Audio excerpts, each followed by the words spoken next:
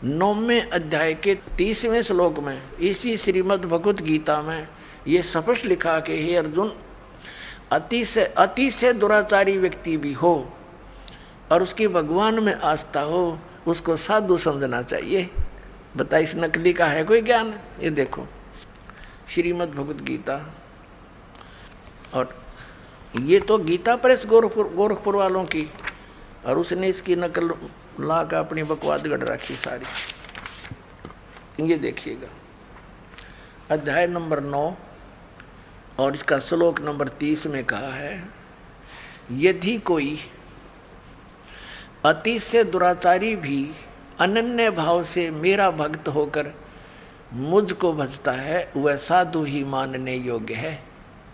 अब बता,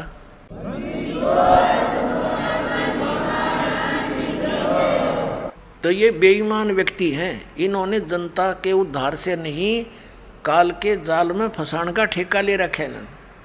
अब सूक्ष्म वेद में कहा है कि कुष्टि हो वह संत बंदगी कीजियो, हो वैसा के विश्वास चरण चित दीजियो।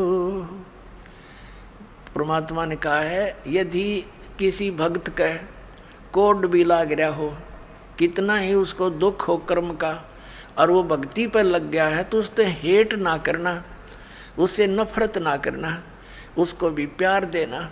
वो भक्ति कर रहा है, वो भक्त हो गया, और वैसा का विश्वास, भगवान की श्रद्धा हो, भगवान को मानती है, वैसा कहते हैं चरण चित दीजिए, उसकी किस्मत सराइए उस बेटी की। ठीक है, कर्म के आधार से कोई कसाई बना हुआ है, कोई डाकू बन गया, कोई शराबी, कोई कुछ, तो एक जब इस मार्ग पर लग गए हैं विश्वास से, तो बुराई भी छूटेंगी। और ये क्या क्या कह रहा है कि कोई अति से दुराचारी व्यक्ति हो, वो क्या देव हो सकता है? इसलिए अभिलाष दास को नहीं कहा इस गीता में राक्षस असुर, क्योंकि अब गीता कहती है कि अति से दुराचारी भी व्यक्ति क्यों ना हो, उसको भी साधु मानना चाहिए। और जो भगवान को नहीं मानता तो एक नंबर का राक्षस है, उसको तो कहने की जरूरत कोई नहीं हो। तो पशु में और पत्थर में उसमें क्या अंतर है? जब इतना जड़मती व्यक्ति है कि भगवान नहीं है, और फिर क्या है, तेरा मेरा सिर है वो नाश कर दिया। ऐसे नकलियों ने बैठा दिया अध्यात्म मार्ग का, अपनी तरफ अपने हिसाब से उन्होंने कथाएं बना डाली। अपने आत्माओं, इसकी सारी अटकलबाजी दिखा दूंगा, घनी देर ना लगे, क्योंकि आज मानव समझदार है। अभी तक इस मानव के पास कोई ऐसा विकल्प नहीं था जिसने कोई तुलना कर सके। तो दास ने ये तुलना करन के ISI मार्ग के बट्टे दे दिए बाट। अभी न मिनट हम तोलांगे। अरे इनके सब की ये कोथड़ी, ये थैले खाली करके दिखा देगा दास, ये के भर रहे हैं, लिख रहे हैं के ऊपर। अरे जो व्यक्ति नो के भगवान है ही नहीं,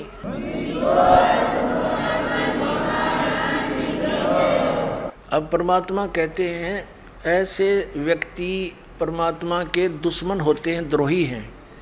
इसने इस गीता सार में कैसी चाल कलाबाजी दिखाई है, दिखाता हूँ आपको। इसने गीता सार बनाया विलास दास जी ने, देखिएगा गीता सार। अब देखो इसकी चतुरता दिखाता हूँ। अध्याय नंबर 8 का इसने सार निकाल लिया, बाकी श्लोक छोड़ दिए। गीता जी अध्याय 8 के श्लोक 1 से 4 छोड़ दिए। ये देखो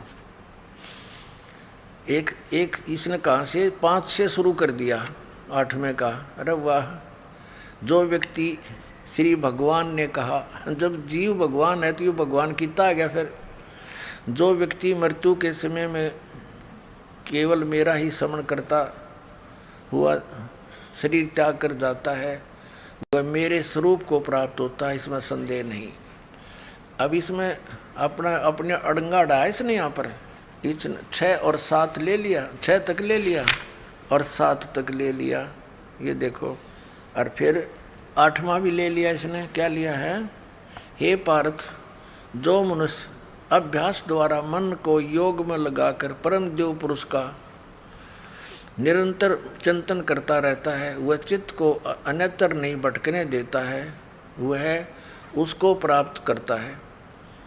अब बता, इसमें गीता में एक तो गीता ज्ञान दाता खुद कह रहा है 8वें अध्याय के 5 और 7 में तो अपने विषय में, और 8वें के 8 में और 9 में 10 में किसी और के विषय में कह रहा है। आगे देखना, इसने फिर 9 से 13 फिर छोड़ दिए 8वें के।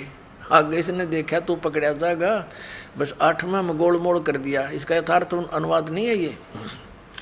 इसने फिर 9 से 13 फिर छोड़ दिए, जहाँ यूँ पकड़ा जाना था वो त्याग दिए, आगे ले लिए। अच्छा, ये 9वें में देखो, अध्याय नंबर 9 गीता सार का। इसने क्या किया है, अध्याय 9 के 1 से 20 श्लोक छोड़ दिए। वाह रे देवता, 21 से शुरू कर दिया, ठीक है। और फिर 22 से 27 छोड़ दिए, एक लेके 22 से 27 छोड़ दिए। ये देखो, अब इसने सीधा कित छलांग मारी 28 पे, बस आगे समाप्त कर दिया इसने, इति कर दिया। और इसमें 30, इसमें सारे 29 से फिर एक 28 लेके 29 से 34 छोड़ दिए। कुल श्लोक 34 हैं, प्रमाण में लिए 2 और छोड़ दिए 32। हरियो गीता का सार बना दिया। अरे वाह देवता।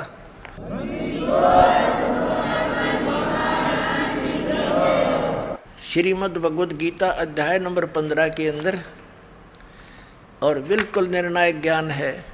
इस अज्ञानी व्यक्ति ने, इस धोखेबाज ने, बेईमान ने, परमात्मा के दुश्मन ने, ये देखिएगा क्या कर रखा है। अध्याय नंबर 10 का इसने केवल टोटल कुल 42 श्लोक हैं, 2 प्रमाण में ले लिए, 40 छोड़ दिए। अध्याय 10 का 4 और 5 ले लिए, श्री इति श्री कर दिया या इति कर दिया। अरे वाह देवता।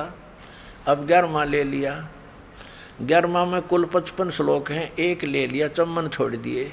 वाह रे देवता। ये 55 ले लिया, बाकी सारे छोड़ दिए। ये बस ये इति कर दिया। ऐसे ही सब में कर रखा है इसने, बाकी कुछ एक बता देता हूँ आपको, ज़्यादा नहीं। अब 15वें में देखो इसकी कलाबाजी। गीता सार है इसका ये, और ये इसमें गीता अध्याय 15 के श्लोक 1 से 4 तथा 7 यो छोड़ दिया, 5 और 6 ले लिए, और 12 से 20 छोड़ दिए, 12 से आगे टोटल छोड़ दिए। ये देखो 15वें अध्याय का इसने 5वें से शुरू कर दिया। आए हाय, अरे तेरा गजब हो। जो माल था, जो असली ज्ञान था, वो तो नाश फेंक दिया, काट के एक लो है। और इसने ये रख लिया इसमें। तो 1 से लेकर 4 में निर्णायक ज्ञान है। ऊर्ध्व मूलम अधः शाखम, ऊपर को जड़ और नीचे को तीनों गुण रूपी शाखा वाला लटका हुआ उल्टा लटका संसार रूपी वृक्ष है। और जो व्यक्ति इसको सभी पार्ट्स में जानता है, सभी भागों को जानता है, स वेदविद, वो तत्वदर्शी संत है। और ये कबीर पंथी को आवे, कबीर साहब की वाणी से परिचित नहीं। परमेश्वर ने अपनी वाणी में, अमरवाणी में लिखा है, अक्षर पुरुष एक पेड़ है, निरंजन वा की डार, और तीनों देवा शाखा है, ये पात रूप संसार। ये 15वें कहा इसने 1 से 4 छोड़ दिया, और 16-17 छोड़ दिया, जिसमें कति निर्णायक ज्ञान। ये देखिएगा, ये गीता अध्याय 15 गीता सार है ये। अब इसमें इसने केवल 5वां ले लिया, 1 से 4 छोड़ दिए, और छठा ले लिया। ये देखो छठा ले लिया, पृष्ठ 188 पे ये छठा ले लिया। उसके बाद इसने 8वां भी ले लिया, 8वां भी ले लिया, और फिर 9वां ले लिया, 7वां छोड़ दिया, 10वां ले लिया, और 11वां भी ले लिया, 11वां यहाँ ख़त्म कर दिया। बस ठीक है। वाह रे देवता। और चौथा अध्याय के 1 से 16 छोड़ दिए। अरे तेरा गजब भैया। जहाँ निर्णायक ज्ञान था चौथे अध्याय का, सारा निर्णय ज्ञान दे रखा है कि तू यदि हठ योग करेगा तेरा निर्वाह क्यों करोगा। और यो हठ योग बतावे अभिलाष दास जी, ये हठ योग बतावे। हे भगवान, इनको परमात्मा कहते हैं, ये तो परमात्मा के दोषी हैं, अपराधी हैं। और कहते हैं पापी पर बाद ना बैठो, मुख देखे पाप लगे जाका। 9-10 मास गर्भ त्रास दे धिक्कार जन्म उसकी माँ का। अब इस अभिलाष दास जी ने तो ऐसा काम कर दिया चतुरता दिखा के। एक समय एक राजा ने महल बनवाना था, अपने मंत्री की ड्यूटी ला दी, भाई बढ़िया मकान बढ़िया सामान लगवाना अपनी देख रेख में। अब मंत्री जी ने बढ़िया कारीगर खोजा, उसने नींव रख दी, शुरू कर दिया मकान बनाना। फिर कहा कि मंत्री जी अब छत देने के लिए काठ वो लानी पड़ेंगी, कड़ी और सतीर। तो मंत्री जी बोला भाई चल ले आ अपना बढ़िया माल छांट के। वो ले आया कड़ी और सतीर ले आया, एक वुडन बीम। वुडन बीम होता था सतीर, काठ का बहुत मजबूत, और चंदन का सारा, क्योंकि राजा का महल बने। अब वो एकांत स्थान पर अलग रखवा दिया सारा सामान दूसरे मकान में, और जहाँ महल बनाना था वहाँ उसकी कंस्ट्रक्शन शुरू कर दी उस मिस्त्री ने, राज ने। उधर से मंत्री जी ने सोचा कि राजा का काम है, किसी और अच्छे कारीगर ने दिखा लेता हूँ, और इस ऊपर के जो छत के ऊपर दारमदार होता है, और सतीर एक वेरी इम्पोर्टेंट बताया इसका कि सतीर के ऊपर ही सारा कुछ दारमदार होता है, सारा लोड सतीर पर ही आता है। ये उस मिस्त्री ने बता दिया था कि जी बढ़िया सतीर लेना पड़ेगा, क्यों सारा लोड इसी पर आता है। तो मंत्री जी ने सोचा भी राजा का मामला है, कहीं सतीर कमज़ोर और कोई खराब ना आ गया हो, किसी और कारीगर ने दिखा लेता हूँ। वो और अन्य राज बुला लिया, उस राज को यानी मिस्त्री को, लक्कड़ मिस्त्री को दिखा कि भाई देखना ये सतीर ठीक है ना। अब ये बेईमान होता है का नालायक सा, उसने सोचा अपनी प्रभुता बना, नंबर तेरे बन जाएंगे फिर तुझे मिलेगा काम राजा का। वो कहने लगा कि मंत्री जी ये तो कति बहुत खराब है, इसको मैं करता हूँ ठीक। कहा भाई कर दे ठीक, जो लेगा पैसे मैं दे दूंगा। वो लिया रंदा ठाके लगा उसने घिसाने, 2-2 इंच तार दिया दोनों तरफ से, चमका दिया कति। अब देखो ही है ना गुणिये में, मंत्री ने भी वो चमकता दिखा क्योंकि अच्छा रंदा लगा दिया। मंत्री जी ने सोचा भाई देख किसी बात बिगड़ जाती, अगर नो का नो रख देते छत पे तो राजा डांट मारा हो मेरे पे। उसने सोची एक मिस्त्री ने और दिखा लो कि फिर भी कसर रहेगी हो। वो एक और बुला लिया, उसे कहा कि देखना राज मिस्त्री जी सतीर ओके है ना। ने बोला जी इसमें तो बहुत त्रुटि है। अक भाई करिए ठीक तू। अका भी ले 2-2 इंच उसने तार दिया दोनों तरफ से, लगा रंदा लगाने। अब शंका होगी मंत्री जी को कि भैया तो बात बिगड़ जाती, देखा दूसरे ने भी इसमें तो त्रुटि काट दी। फिर उसने तीसरा बुला लिया, उसने उसके निरीक्षण 4-5 पे करवा दिया, और सब ने 2-2 इंच तार दिया दोनों तरफ से, चारों तरफ से। वो कड़ी बन गया, कति बैटन उड़न बैटन रह गया वो। अब मंत्री ने सोचा ले भाई तो 4-5 ने निरीक्षण कर लिया, अब तो यू ओके हो गया होगा।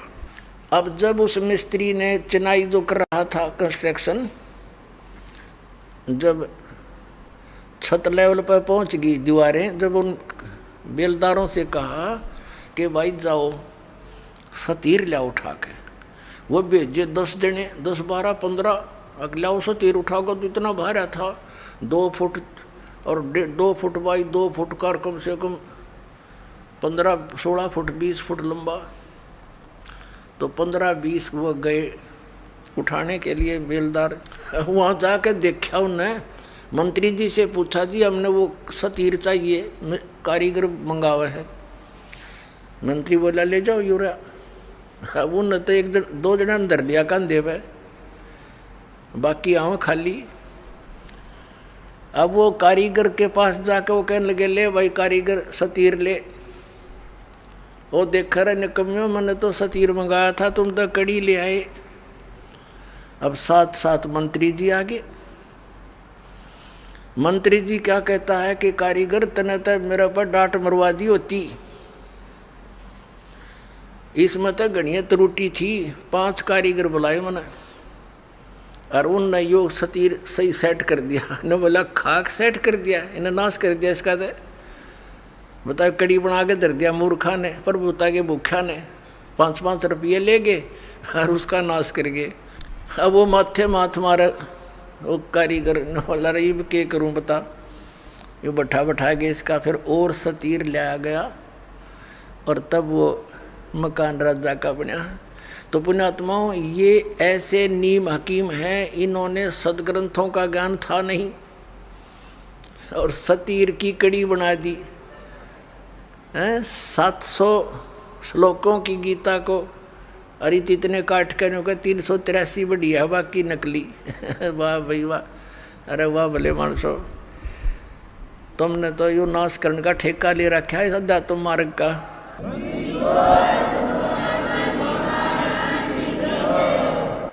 अब ये व्यक्ति, ये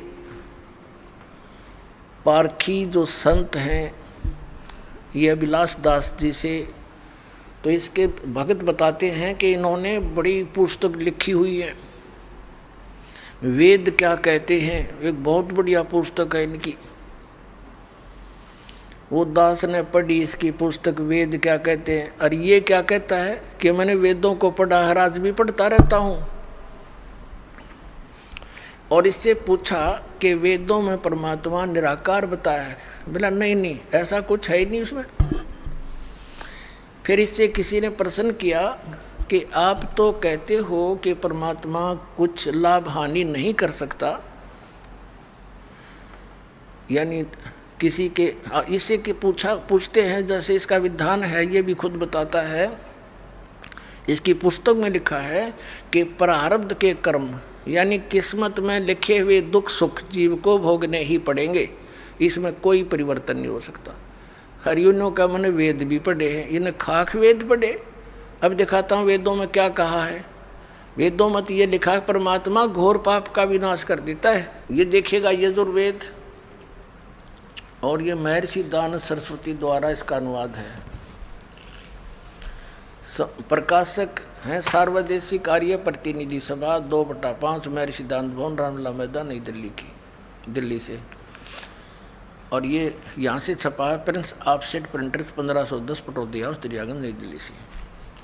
8वें अध्याय का और 13वां श्लोक दिखाते हैं आपको।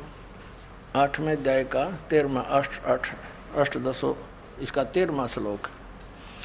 इसमें क्या लिखा है कि देव कर्तस्य एनस्य अवजनमसि, मनुष्य कर्तस्य एनस्य अवजनमसि, पितृ कर्तस्य एनस्य अवजनमसि, आत्म कर्तस्य एनस्य अवजनमसि, एनस्य अवजनमसि। ओहो, अब ये 241 पर हमने इसकी संस्कृत पढ़ी है, अब 242 पर इसका अनुवाद है।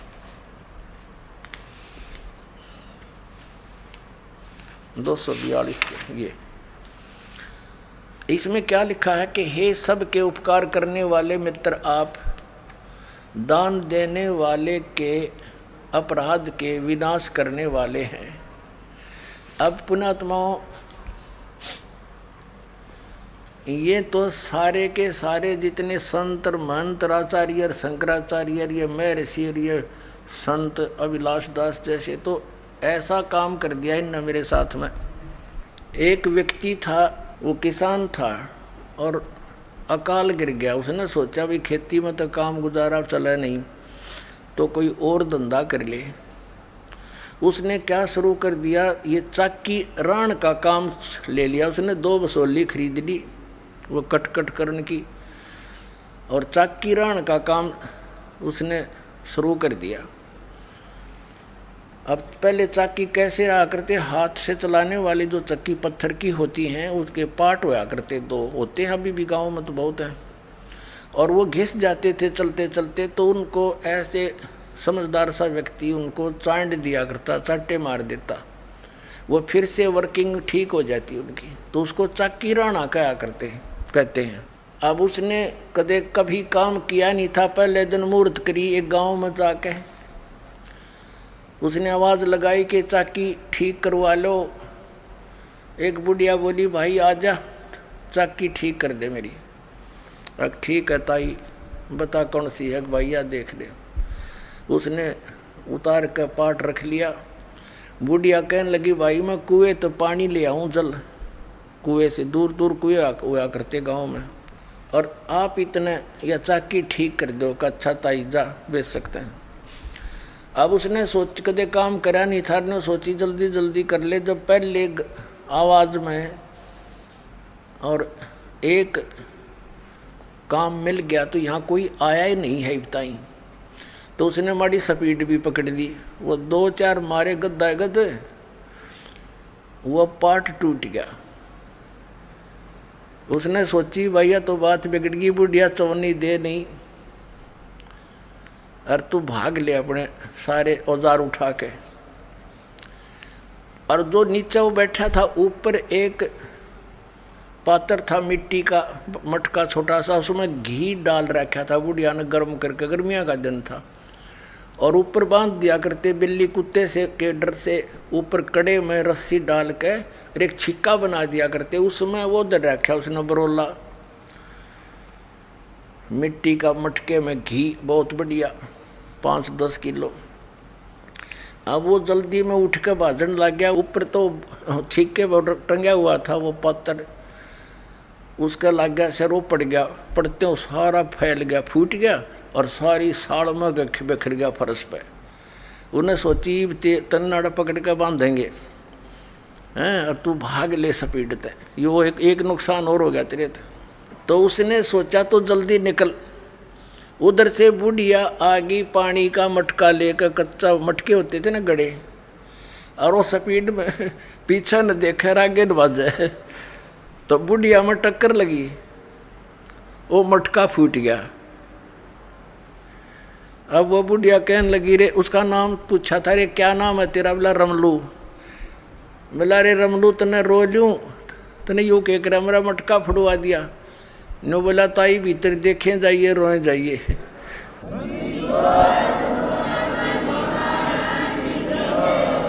नो बोला ताई भीतर देखें जाइए, रोए जाइए, कित रोएगी। तो इन कित रो, एक नहीं सारा किया, इसने नया चाकी रा रखी है, ऐसा नाश कर रखा है। यो महर्षि दयानंद वेदों का विद्वान पाक रहा था, और किस जैसा विद्वान नहीं। इसने भी इस पॉइंट पर क्या कहा है कि परमात्मा निराकार है, और परमात्मा साधक के पाप नाश नहीं करता। बता फिर और परमात्मा क्या करेगा जब हमारे दुख, क्योंकि हमें कोई कष्ट है प्रारब्ध में अपने जीवन में, वो पाप से होता है और सुख पुण्य से होता है। और उस दुख का नाश होगा जब हमारा प्रारब्ध के पाप का नाश हो जाएगा। जैसे पैर में कांटा लगा हो किसी के, और उसको कोई ये कहे कि भी पैर का कांटा तो निकला नहीं, जूता पैर ले, आगे कांटा नहीं लगेगा। उस कांटा लगे पैर में जूता नहीं पहना जा सकता, वो तो कांटा निकले। और फिर उसको कहे सलाह दे कि अब जूता नहीं निकालना, इस सफ़र में बहुत कांटे हैं, तो फिर इस डर से वो जूता कभी नहीं निकालेगा कि कहीं फिर से कांटा ना लग जाए। तो पुण्यात्माओं, किसी के कोई कष्ट है शरीर में है, या संसारिक कोई दुख है, कोई लाभ हानि, कोई हानि हो रही है, कोई कर्जा हो गया है, तो उससे दुखी है वो। और कोई ये कहे कि तो तेरा प्रारब्ध भोगना ही पड़ेगा, तुझे भक्ति कर ले। अब बता, दुखी आदमी भक्ति कर सकता है? जिसने देना हो 2 लाख रुपया कर्जा खड़ा दिखाई दे कर दे वाला, और भी कोई सिर में दर्द हो, पेट में दर्द हो, वो कैसे भक्ति करेगा? तो पहले वो कांटा निकला पाप कर्म का, तब सुख हो, और फिर वो राम नाम का जूता, उसको ये मर्यादा बताई जा, या भक्ति दी जाओ, फिर आजीवन पालन करेगा वो भक्त। तो ये क्या कहते हैं, देखिए एक झलक साथ में से एक नकली महर्षि की ओर दिखा दूँ, दोनों का तालमेल सा लगभग मिलता जुलता है इनके विचार। देखिए ये एक सत्यार्थ प्रकाश है, इसकी रचना महर्षि दयानंद की। अब देखो, ओह महात्मा जी ने नो देखा इस पोज में तो मर जा आदमी कटके, अक महर्षि पड़ा होगा, भगवान पा लिया इसने। ओह हरीब देखना, इसका ज्ञान दिखाता हूँ थोड़ा सा, एक का झलक बतेरी, इतना समय नहीं।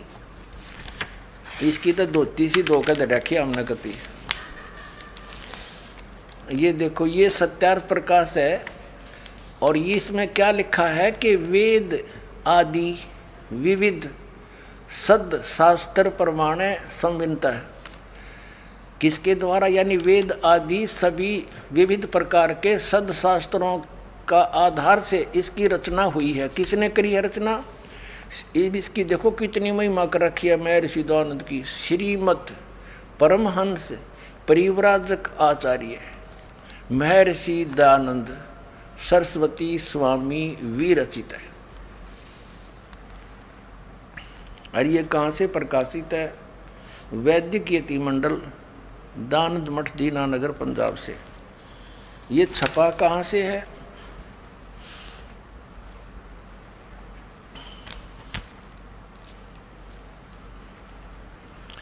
मुद्रक हैं आचार्य प्रिंटिंग प्रेस, दानंद मठ, गोहाना मार्ग, रोहतक से। इसके 7वें समोल्लास में ले चलते हैं आपको। 7वें समोल्लास में इसकी कलाबाजी देखियो। 154 पृष्ठ पर 7वां समोल्लास, 7म समोल्लास।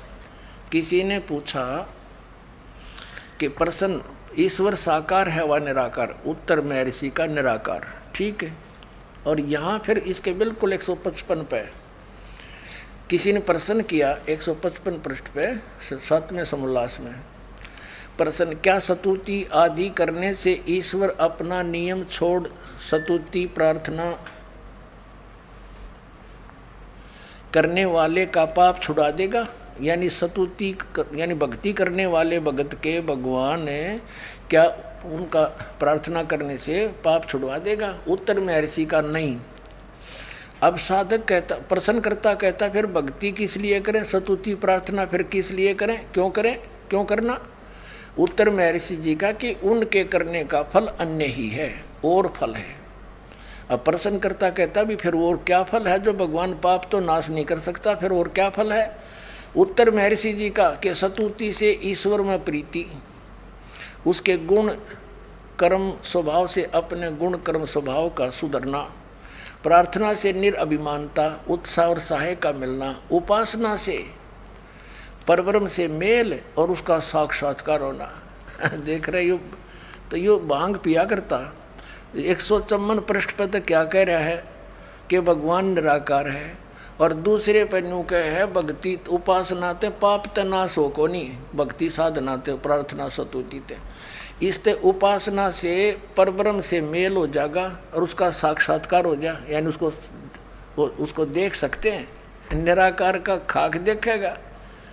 बता, एक इस 154 पृष्ठ पर तो निराकार कह रहा है और अब पे 155 पर साकार सिद्ध कर रहा है। और फिर दूसरी थ्योरी इसने क्या बताई है कि परमात्मा अपने उपासक के भगत के पाप नाश नहीं कर सकता। तो प्रश्नकर्ता ने कहा भी फिर और क्या करेगा भगवान, कि इससे और लाभ है। और क्या लाभ है? कि भगवान का दर्शन हो जाएगा। अकल देखो इसकी। अब ये तो वो जैसे किसी ने साबुन विक्रेता का बड़ा बोर्ड ला रखा और कोई उससे पूछता है क्या आप साबुन विक्रेता हैं, बहुत बड़ा प्रसिद्ध, तो क्या साबुन कपड़े के मैल छुड़वा देगा? अब वो उत्तर दे साबुन विक्रेता कि नहीं, कपड़े के मैल तो नहीं छुड़वाएगा। तो प्रश्नकर्ता तो स्वाभाविक कहेगा भी फिर साबुन का प्रयोग किस लिए करें? तो वो उत्तर देव है कि साबुन के प्रयोग से कपड़े का मैल तो नाश नहीं होएगा, लेकिन और लाभ है। वो क्या लाभ है? कि कपड़ा मजबूत हो जाएगा।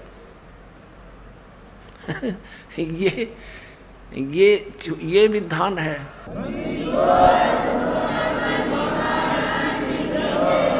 अरे जब साबुन के गुणों में लिखा है कि वो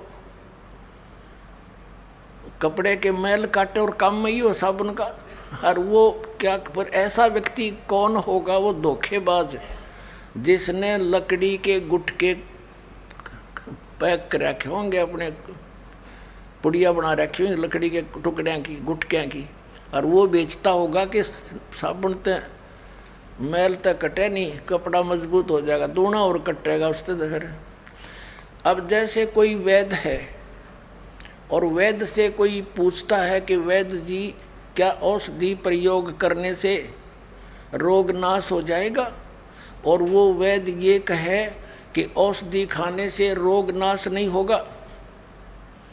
अब प्रश्न करता कि फिर भाई औषधि किस लिए खाएंगे हम, कि उससे और लाभ है। तो क्या लाभ है बताइए वैद्य जी, के पहलवान बन जाएगा।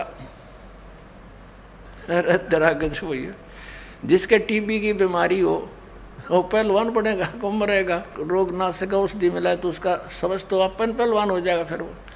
तो कहने का भाव ये है, ये सारे एक थैली के चट्टे बट्टे थे, ज्ञान किसी ने था नहीं, भोली जनता इनके पीछे लागी। न मेरे सिर बड़े साधु संत पहुँचे हुए और नो दिखा दे करके न सोचा भाई कितनी भगवान ते मिल रहे, इन्हें कख भी नहीं पता, अपने सदग्रंथों से परिचित नहीं, इन्हें झूठा ज्ञान ध्यान का लाओ, ये बाद विदा चतुराई। देखिएगा अब इसने इस सत्यार्थ प्रकाश के प्रथम समोल्लास में और इसके ये 18 पृष्ठ पे इसी सत्यार्थ प्रकाश के महर्षि दयानंद ने प्रथम समोल्लास के इस 18वें पृष्ठ पे यहाँ मित्र की परिभाषा बताई है। क्या बताया कि वह परमेश्वर सबका सच्चा मित्र है, इससे परमेश्वर का नाम मित्र है। ये इसने प्रथम सत्यार्थ प्रकाश के प्रथम समोल्लास में परमात्मा के नामों की व्याख्या कर रखी है कि किन किन नामों से परमात्मा का बोध होना चाहिए। अब ये कंसेप्ट क्लियर हो गया कि महर्षि दयानंद जी परमात्मा के नामों में से एक मित्र शब्द भी जहाँ ये प्रयोग करता है, जहाँ परमात्मा की महिमा है, तो ये सोच ले वो भगवान के विषय में। अब इसने अनुवाद करते समय भी इसका विधान भी अपना सत्यार्थ प्रकाश में ये है कि परमात्मा पाप नाश नहीं करता, पाप छुड़वाता नहीं साधक के। तो यहाँ वेद में यजुर्वेद के 8वें अध्याय के 13वें श्लोक में 6 बार लिख रखा है कि घोर पाप का भी नाश परमात्मा कर देता है। तो इसने सोची तूने सत्यार्थ प्रकाश में तो ऐसे लिख रखा है, अब तेरी बात झूठी ना हो जा, इसने यहाँ मित्र लिख दिया, भगवान ना लिखा, क्योंकि आम भोली भाली जनता ने इतना ज्ञान कहा, वो तूने सोचा ये कोई मित्र के विषय में लिख रखा होगा। जैसे सन 2004 से ये दास समाचार पत्रों में इस महर्षि दयानंद की जानकारी, इसके अज्ञान का समाचार पत्रों में लिख लिख कर लेख लिखा करता था, और ये बताया करता था कि ये महर्षि दयानंद सत्यार्थ प्रकाश तो उसका अनुभव है, वेद भगवान का ज्ञान है, विधान है, तो जो वेदों से नहीं मिलता तो वो ज्ञान गलत है। और इस बात को ये महर्षि दयानंद भी मानता है। तो देखिएगा, महर्षि दयानंद कहते हैं कि परमात्मा पाप नाश नहीं कर सकता, वेद कहते हैं घोर पाप भी नाश कर दे, तो सत्यार्थ प्रकाश ये झूठार्थ प्रकाश है। समाचार पत्रों में लिखना शुरू किया, इसी का परिणाम था ये क्रोथा कांड। तो इन्होंने क्या उत्तर दिया समाचार पत्रों में कि रामपाल झूठा है, इसको संस्कृत आती नहीं, ये महर्षि दयानंद के क्या जाने गूढ़ रहस्यों को उस 8वें अध्याय के 13वें श्लोक में मित्र के बारे में कहा है, भगवान के बारे में नहीं कहा। फिर दास ने ये सत्यार्थ प्रकाश का थैला उल्टा कर दिया, उनका आगे देख युग अंत से इसमें।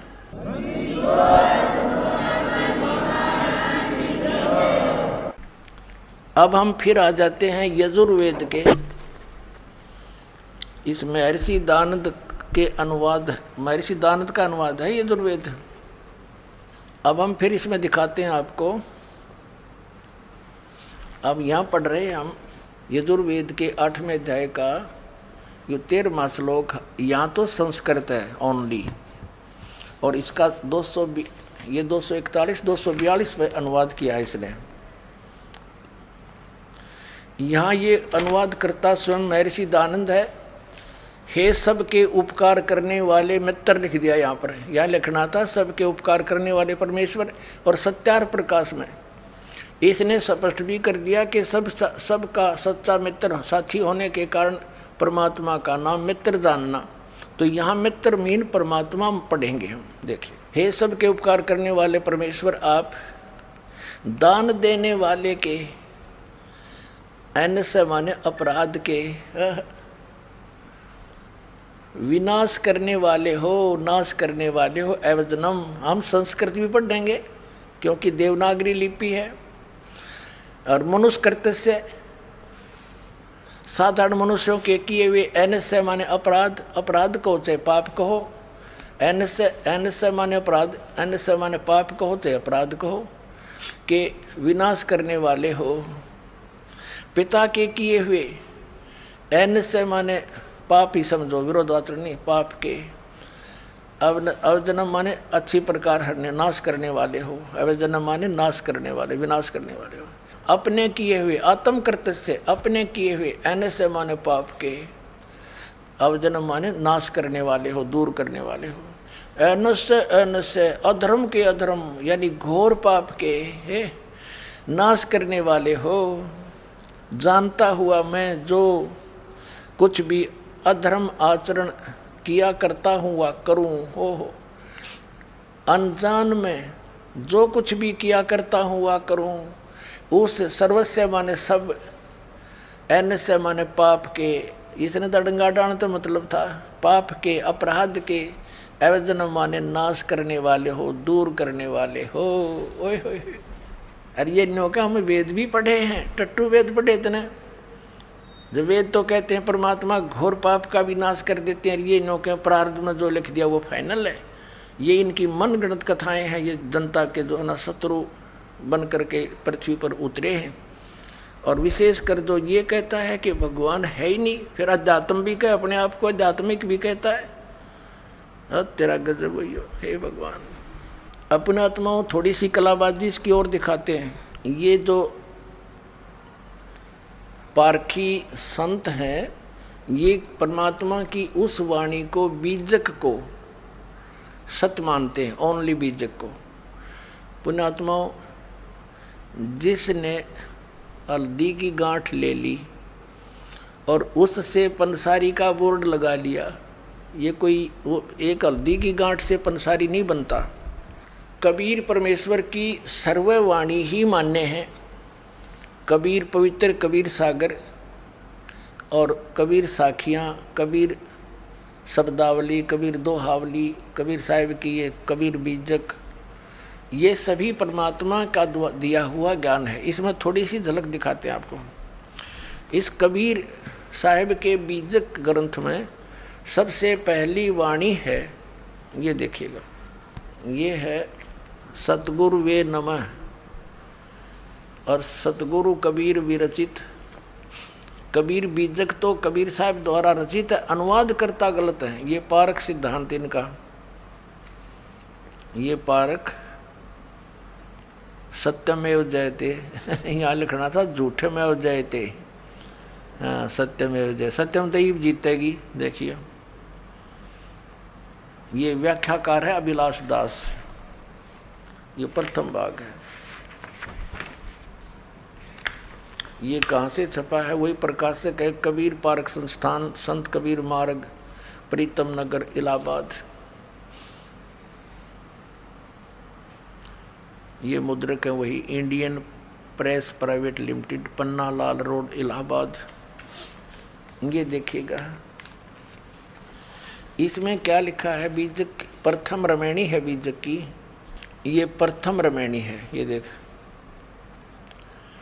इसमें क्या लिखा है परमात्मा ने कि अंतर ज्योत शब्द एक नारी, हरि ब्रह्मा ताके त्रिपुरारी, ते तिरिये भगलिंग अनंता, तेऊ न जाने आदि और अंता, बाखिर एक विधाता की ना, और 14 ठाहर पाठ सोलीना। अब इसने के अर्थ किया है इसका, इस रमैणी का। यहाँ तो इसने तो को 10-10 प्रश्न बरस दिया अपने ज्ञान को ढकने के लिए। ये क्या कहता है? सभी देवधारियों के भीतर एक ज्ञान ज्योति है, जिसे जीव चेतन या आत्मा कहते हैं। इसने तो जीव को परमात्मा सिद्ध करने की कुचेष्टा की है। मानव की कल्पना और शब्द योजना रूपी नारी या माया से ब्रह्मा विष्णु तथा महादेव की उत्पत्ति स्थापना हुई। सृष्टि को समझने के लिए ब्रह्मा विष्णु तथा महादेव की कल्पना की गई। इन तीनों के बहुत से पुत्र पुत्री और पुत्र किए। बता, यो डोंका है कि सृष्टि को समझने के लिए ब्रह्मा विष्णु महेश ये काल्पनिक नाम है। अपने आत्माओं इसमें क्या बता है, इसके साथ साथ आपको दिखाते हैं दूसरे कबीरपंथी। यो भी कबीरपंथी को आता है, एक और कबीरपंथी एक बहन ने अनुवाद किया है, उसमें कितना अंतर है। ये है विवेक प्रकाशनी सतगुरु कबीर साहिब कृत बीजक। बीजक इसका टीका किया है टीकाकार साध्वी ज्ञानानंद जी। ये कोई ज्ञान कौर होगी, ज्ञानानंद जी नाम है इसका। और ये कहाँ से छपा है ये देखिएगा, सतगुरु कबीर साहिब कृत बीजक। बीजक टीकाकार ये वही प्रकाशक हैं श्री कबीर ज्ञान प्रकाशन केंद्र, संत कबीर ज्ञान मार्ग, सिहोडी है सिरसिया, गिरिडीह है झारखंड से, तृतीय संस्करण। और ये यहाँ से छपी है। अब इसमें क्या किया है इसने, इस बहन ने इस टीका को बहुत अच्छी तरह किया है। देखिए ये बीजक टीका, ये प्रथम रमेणी। इसमें क्या है, अंतर्ज्योत शब्द एक नारी, हरि ब्रह्मा ताके त्रिपुरारी, ते तिरिये बगलिंग अनंता, तेऊ न जाने आदोरंता। अंतर्ज्योति सबके भीतर बसने वाली आत्म ज्योति नि अक्षर ब्रह्म। पर यदि यहाँ इन्होंने अनुवाद करे हैं शब्द अर्थ, सबके भीतर आत्म ज्योति के रूप में बसने वाले पार ब्रह्म परमेश्वर से आदि नाद और एक प्रकृति प्रकट हुई। अनादि और प्रकृति के संयोग से सृष्टि के आधारभूत ब्रह्मा विष्णु ब्रह्मा और शंकर सतगुण रजगुण तमगुण उत्पन्न हुए। तत्पश्चात प्रकृति आदि सहित इन त्रिदेवों तीनों गुणों से अनंत श्री क्षत्रिय पुरुष हुए, परंतु वे लोग भी अंतर ज्योति परमात्मा को आदि अंत को नहीं जान सके। अब वाखरी बाणी, ये इस वाखरी एक विधाता की ना 14 ठाहर पाठ सोलीना, हरिहर वर्मा महंतो नाऊं, तीन पुन तीन बसावल गाऊं। अब ये अपनात्माओं इस अभिलाष दास ने तो मिथ्या कर दिया कि ब्रह्मा विष्णु महेश ये काल्पनिक हैं। कबीर साहब की वाणी स्पष्ट करती है कि परमात्मा ने अंतर ज्योति यानी ये प्रकृति जो है नारी परमात्मा इस ज्योत स्वरूपी काल के शरीर में प्रवेश कर गई थी। वो परमात्मा ने इसको बाहर निकाला। उसके बाद फिर इन दोनों के संयोग से ज्योत स्वरूपी काल के और प्रकृति के संयोग से ये तीनों ब्रह्मा विष्णु महेश की उत्पत्ति हुई। तो पुण्यात्माओं ये और देखिएगा, आगे दिखाते हैं आपको इसने कैसी अटकलबाजी की है देखना। ये तो अभिलाष दास की है टीका जो आपको दिखाने जा रहा हूँ। ये 53 पृष्ठ पर ये प्रथम प्रकरण है। ये यहाँ देखना, इसमें एक शब्द है नीचे, यरमैणी प्रथम है। प्रथम आरंभ कौन को भऊ, दूसर प्रगट किन सोठऊ।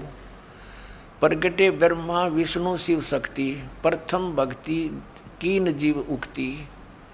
प्रगटे पवन पानी, और ये सारा कुछ लिखा है। फिर क्या बताया है कि जीव शिव सब प्रगटे, वह ठाकुर सब दास, और कबीर और जाने नहीं एक राम नाम की आस। वह बता, ये कबीर साहब का वाणी बीजक में इस अभिलाष दास जी ने स्वयं प्रमाणित ले रखी है कि ये वाणी सच्ची है, जो कबीर साहब ने की वाणी लिखी है, ये कबीर साहब की वाणी है। और इसने इसका अनुवाद कैसे किया अड़ंगा, देखो ये चम्मन पृष्ठ पर बीजक, इसने यहाँ अनुवाद किया कि जीव से ही शिव यानी ईश्वर देव आदि की कल्पना प्रकट हुई। ये काल्पनिक मानता है, पीछे से कल्पित पदार्थ ही स्वामी बन बैठे और कल्पना करता जीव उनके दास बन गया। कबीर साहब कहते हैं कि मैं और कुछ नहीं जानता, मुझे केवल उस आत्म स्वरूप की ही आशा भरोसा है जिसका राम नाम है। ये जीव को राम सिद्ध करने की कह रहा है, जिसका राम नाम है, और अर्थात मेरा निरंतर विश्राम आत्म स्वरूप में है। ये घुमा फिरा के कहना चाहे है कि जीव ही ब्रह्म है। और जबकि इस वाणी का प्रत्यक्ष अर्थ देखिएगा, ये वाणी जो 53 पृष्ठ पर है, यहाँ तो ये वाणी है, आगे उसका अपना अड़ंगा अनुवाद है। जीव शिव सब प्रगटे वह ठाकुर सब दास, शिव माने परमात्मा, ये केवल शिव ये शंकर के लिए नहीं है। वेदों में शिव माने सर्वशक्तिमान, जो सबका कल्याण करने वाला। जीव और शिव सब प्रगटे वह ठाकुर सब दास, यानी जीव तो उसके दास हैं, परमात्मा उनका मालिक है। कबीर और जाने नहीं, कबीर साहब कहते मैं और यानी तुम और मत जानो एक राम नाम की आसे। कितना स्पष्ट है। अरे इस नडंगा के करा देख, इस दुनिया के नाश करने वाले ने, अज्ञान का भक्ति का नाश करने वाले ने, जीव से शिव यो ईश्वर देव आदि की कल्पना प्रकट हुई, कल्पना, और पीछे से कल्पित पदार्थ भी स्वामी बन बैठे और कल्पना करता जीव उनके दास बन गए। कबीर साहब कहते हैं कि मैं कुछ नहीं और कुछ नहीं जानता, केवल मुझे केवल उस आत्म स्वरूप की ही आस भरोसा है। बता, आत्म स्वरूप की खाक भरोसा है, गधा का गधा ने के भरोसा बता है तेरा गधे भैया। अब देखो इसका दूसरी, इस बहन जी ने कैसे टीका किया है, ये भी कबीर पंथी है, देखना। ये आपको दिखा दिया था, भी बार बार इनके प्रकाशक दिखा नहीं पाऊंगा ये बाकी। अब इसकी तीसरी रामायणी में ये है, ये इस लड़की, इस बहन के द्वारा अनुवाद है। ये तीसरी, ये चौथी रामायणी नीचे है, ऊपर तीसरी का लास्ट में है, जीव शिव सब प्रगटे वह ठाकुर सब दास, और कबीर और जाने नहीं एक राम नाम की आस। अब इस बहन ने कितना अच्छा अनुवाद किया है। इस तरह जीव और ईश्वर स्वामी हुए और सभी जीव दास हुए। सतगुरु कबीर साहब कहते हैं कि मैं अन्य किसी को आराध्य नहीं मानता, सर्वाधार सर्वाधिष्ठान सबको प्रकट करने वाले राम के भजन की ही आशा करता हूँ। ये बिल्कुल सही अनुवाद है। अरिश नास्तिक ने, इस भक्ति नाशक ने, इसने इसका के अनुवाद कर रखा है कि भाई फिर पढ़ो, ये अंग्रेजी जल्दी सी समझ में ना आओ आपके। अब ये फिर अभिलाष दास वाली पढ़ो आप। ये इसका प्रकाशक है ये, और इसके देखना या तीसरी रामायणी या प्रश्न नंबर 53 पर हमने पहले भी पढ़ी थी, एक बार फिर देख लो।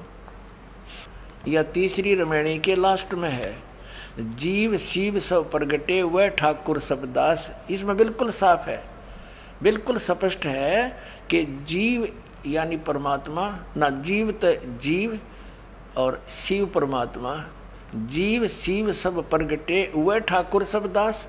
वो एक सबका मालिक है, बाकी जीव उसके अधीन है, उसके दास है। फिर देखो, आइए अब हम उन श्रद्धालुओं के अनुभव जानते हैं जो जगत गुरु तत्वदर्शी संत रामपाल जी महाराज जी से दीक्षा प्राप्त कर चुके हैं तथा उनके द्वारा बताए गए भक्ति मार्ग पर चल रहे हैं। नमस्कार। नमस्कार सर। क्या नाम है आपका? रोबिन दास जी। आप कहाँ के रहने वाले हैं? नजफगढ़, नई दिल्ली। रोबिन जी, संत रामपाल जी महाराज से आपने नाम दीक्षा कब ली? मैं बचपन से ही संत रामपाल जी महाराज से जुड़ा हुआ। मेरे माता पिता जी ने पहले से ही संत रामपाल जी महाराज से नाम दीक्षा ले रखी। उसके बाद मैं जब 5 वर्ष का हुआ, मेरे को जब प्रथम नाम मिला। रॉबिन, अभी आपकी कितनी उम्र है? 11 साल। रॉबिन, संत रामपाल जी महाराज से नाम दीक्षा लिए हुए आपको 6 साल हो चुके हैं। तो क्या जो संत रामपाल जी महाराज से आपने नाम दीक्षा ली, उस नाम दीक्षा की कोई भक्ति साधना भी की? हाँ, मैंने उसकी भक्ति साधना की और मेरे को उसका फल भी मिला।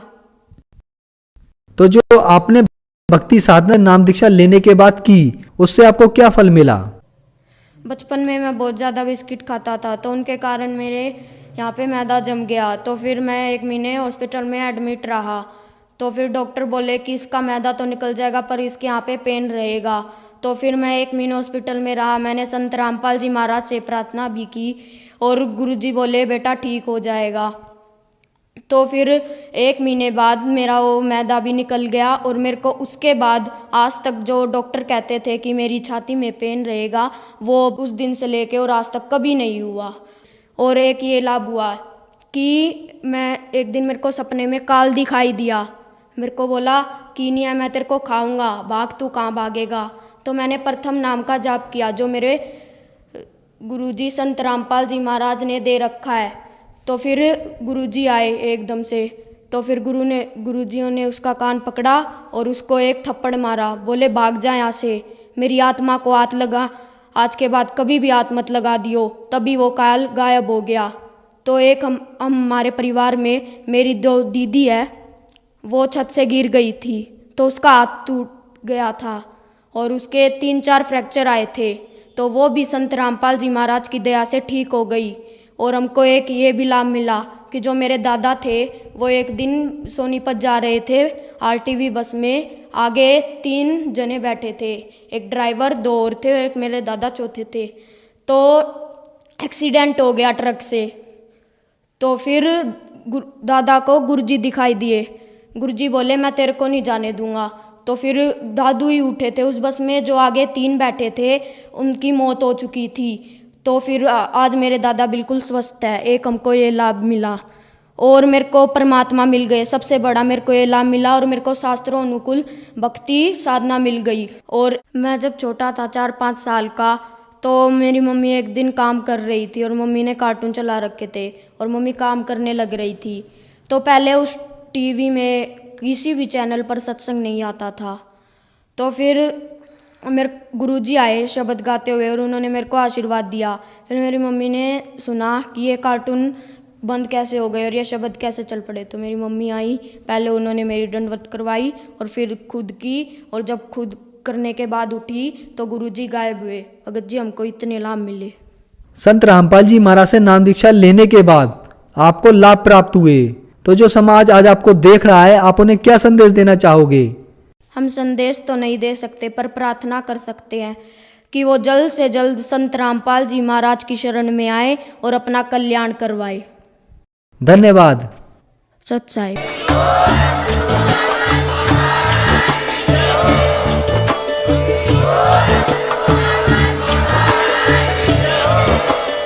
अगर आप ये वीडियो YouTube पर देख रहे हैं तो हमारे चैनल को सब्सक्राइब करें और बेल आइकन को दबाना ना भूलें। अगर आप Facebook पर ये वीडियो देख रहे हैं तो हमारे पेज को लाइक करें।